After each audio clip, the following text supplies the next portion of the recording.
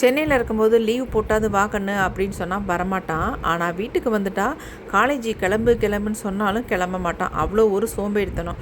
அது இல்லாமல் நமக்கும் மனசு கேட்காது, புள்ள வீட்டில் இருந்தால் நல்லா சாப்பிடுவானே அப்படின்ட்டு. சரி அப்படி நினச்சி தான் இன்றைக்கி போய் மீன் ப்ரான் எல்லாமே எடுத்துகிட்டு வந்தோம்.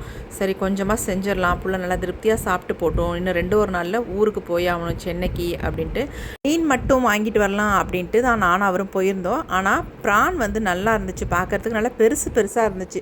சரிண்ணா அதுலேயும் ஒரு 1/2 கிலோ வாங்கிட்டு வந்துட்டேன். ஏன்னா நிஷாந்த் சாப்பிடாதனால அப்பு மட்டும் ப்ரான் நல்லா சாப்பிடுவான், அதனால் அவனுக்காக வேண்டி வாங்கினேன். குக்கர்லேயே சாதம் வச்சாச்சு, மண் சட்டியில் மீன் குழம்பும் வச்சாச்சு, கொஞ்சமாக வச்சுருந்தேன். சிக்கனோட சோயா போட்டு கொஞ்சம் ஃப்ரை பண்ணியிருந்தேன். அடுத்து வந்து ப்ரான்ஸ் வந்து தொக்கு மாதிரி பண்ணியிருந்தேன். ரொம்ப டேஸ்டியாக இருந்துச்சு, நல்ல மணமாக இருந்துச்சு, அப்புக்கு ரொம்ப பிடிக்கும். ஃபிஷ் வந்து நாங்கள் ஆயில் போட்டு ஃப்ரை பண்ணவே மாட்டோம், எப்பயுமே அவனில் வச்சு தான் நாங்கள் எல்லாருமே எடுத்துக்கிறோம் இப்போல்லாம், ஏன்னா ஹெல்த்துக்காக வேண்டி. நேற்று வச்ச ரசம் கொஞ்சம் இருந்துச்சு, இதெல்லாம் வச்சு நாங்கள் எல்லாமே மதியம் சாப்பிட்டு முடிச்சாச்சுங்க.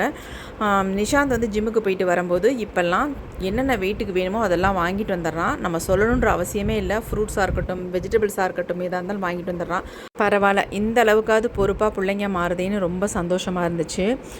ஈவினிங் அவ்வளோ துணி கிடந்துச்சுங்க, எல்லா துணியுமே துவைச்சி நல்லா எல்லாத்தையுமே பிழிஞ்சு காய போட்டுட்டேன். இந்த ஷெட்டு ஒர்க்கு கொஞ்சம் போயிட்டுருக்கு, இதில் வந்து தட்டி போடலான்னு பிளான் பண்ணிகிட்ருக்கோம், இன்னும் போட்ட பாடு இல்லை.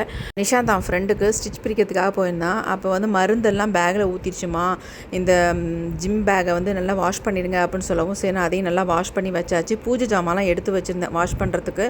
அதுக்கடையில் நைட்டுக்கு டிஃபன் வந்து ரெடி பண்ணிடலாம் அப்படின்ட்டு நிஷாந்துக்கும் அவங்க அப்பாவுக்கும் டிஃபனை ரெடி பண்ணி வச்சுட்டு கையோட அப்படியே அவங்களையும் சாப்பிட சொல்லிட்டு கார்ன் ரெண்டு இருந்துச்சு, அதையும் அவிச்சு ஆளு கொஞ்சம் எடுத்துக்கிட்டு பூஜை ஜாமான்லாம் விளக்கி வச்சுட்டு சரின்ட்டு போய் படுத்துடலாம் அப்படின்ட்டு நானும் போய் படுத்துட்டேங்க. என்னுடைய டே இன்றைக்கி இப்படி தான் போச்சு.